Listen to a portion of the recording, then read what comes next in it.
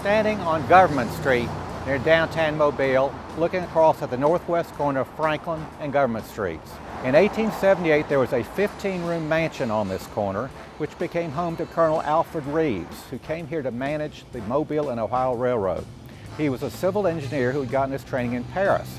He'd grown up there where his father had been the U.S. minister from France. His godfather was nobody less than the Marquis de Lafayette. Colonel Rives' daughter, Emily, was born in Virginia but grew up in this house. Her godfather was no less than Robert E. Lee. In 1878, the family came to Mobile. They moved into this home and Emily had private tutors.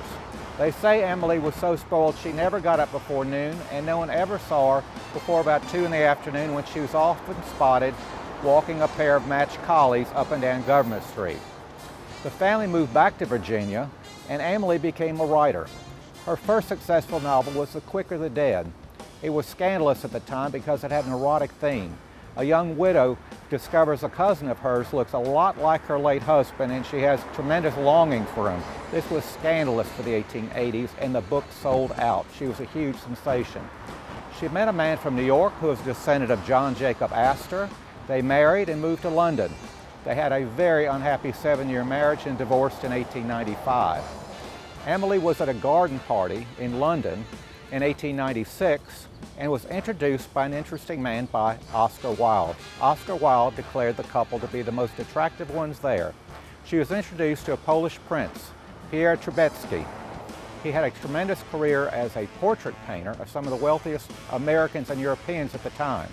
The couple lived in Europe before settling back into Virginia. Meanwhile, back in Mobile, the house on Government Street went through a succession of owners before the 1930s, when things changed on Government Street drastically. The house across the street in 1922 had become a funeral parlor. There was a garage to the east. Things were not looking well for residential property, so the house in the 1930s was converted to doctors' offices. By the 1940s, the house had been demolished and replaced with a structure which is still on that corner today. The original occupant had been Del Champ's grocery store, but it's had a much longer run as office space.